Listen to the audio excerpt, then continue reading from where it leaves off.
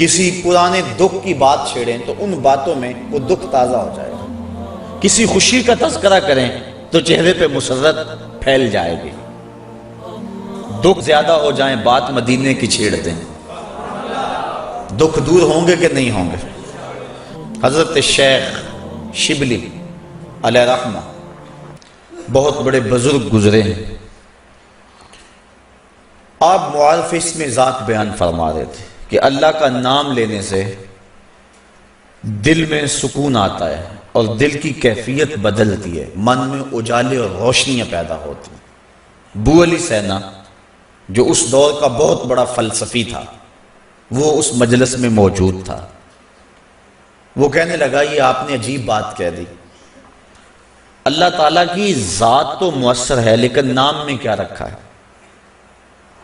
ہمارے جو فلسفی حضرات ہیں وہ ہر چیز کی 4 شکلیں بیان کرتے ہیں، ہر شے کی 4 شکلیں ہیں، ایک شکل خارجی، ایک شکل ذہنی، ایک شکل کتابی اور ایک شکل لفظی۔ مثال کے طور پہ ہم آگ لفظ بولیں، ایک آگ تو وہ ہے جو باہر روشن اور جل رہی ہے، اس میں ہاتھ لگائیں گے تو جل جائے گا ہاتھ۔ دوسری آگ وہ ہے جو زبان سے لفظ آگ ہم بول رہے ہیں۔ تیسرا، جب لفظ آگ کہیں گے تو دماغ میں اس کا تصور آئے گا۔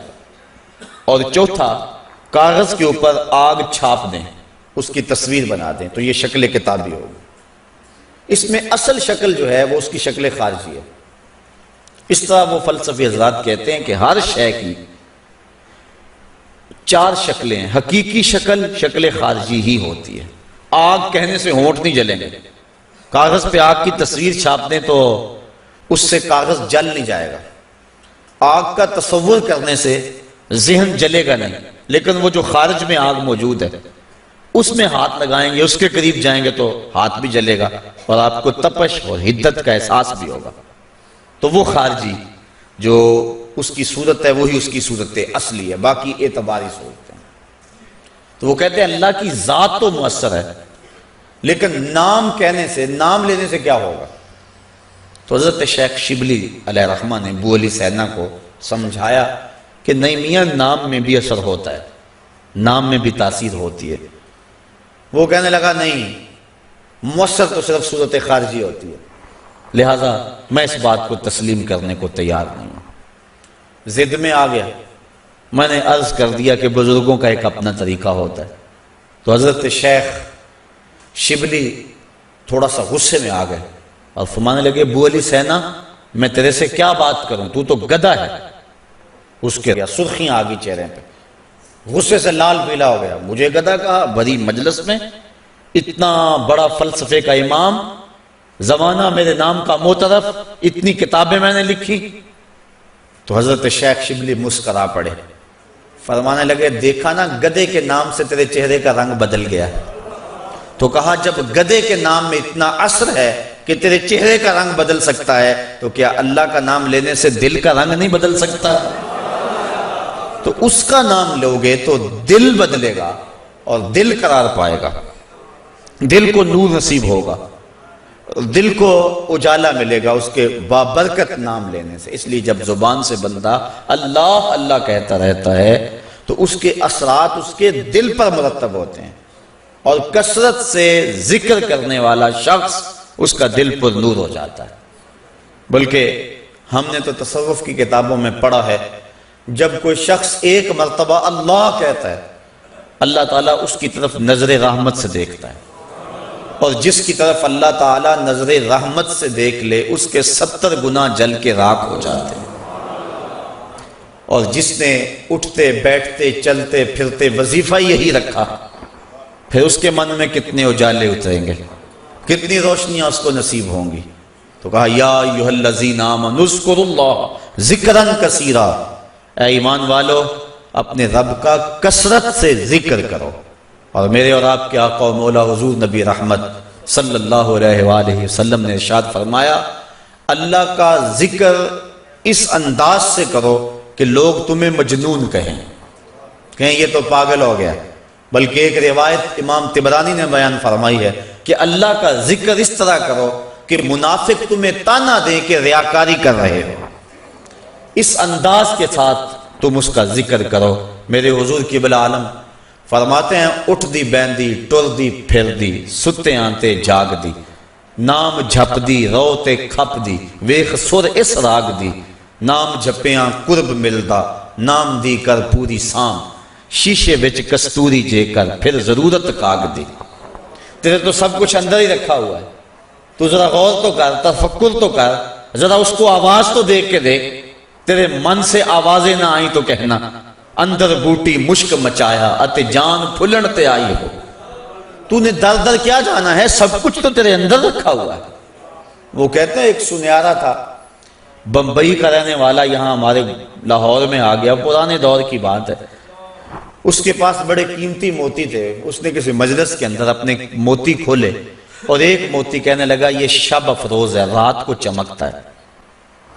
جب اس نے سامان سمیٹا اور اٹھ کے جانے لگا تو ایک چور بھی اس مجلس میں بیٹھا ہوا تھا، کہنے لگا حضرت کہاں کے ارادے ہیں؟ کہا بمبئی جا رہا ہوں۔ کہا حسن اتفاق، ارادے تو میرے بھی بمبئی کے ہیں، چلو اکٹھے چلتے ہیں۔ وہ جوہری سمجھ گیا کہ یہ اصل میرا ہم سفر نہیں ہے، اس کا دل اس موتی پہ آ گیا، لیکن وہ تھا بڑا سمجھدار، تو اس نے کہا آ جاؤ۔ سارا دن سفر میں رہے، جب رات کو سونے لگے تو اس نے اپنی قمیض یا واسکٹ وغیرہ اتار کے جو ہے وہ لٹکا دی کسی چیز کے ساتھ۔ یہ اٹھا اور اس نے نظر بچا کے وہ قیمتی موتی اس کی جیب میں رکھ دیا اور خود بے فکر ہو کے سو گیا۔ یہ چور اٹھا، اس کا سامان ٹولتا رہا، لیکن موتی نہیں ملنا تھا، نہ ملا۔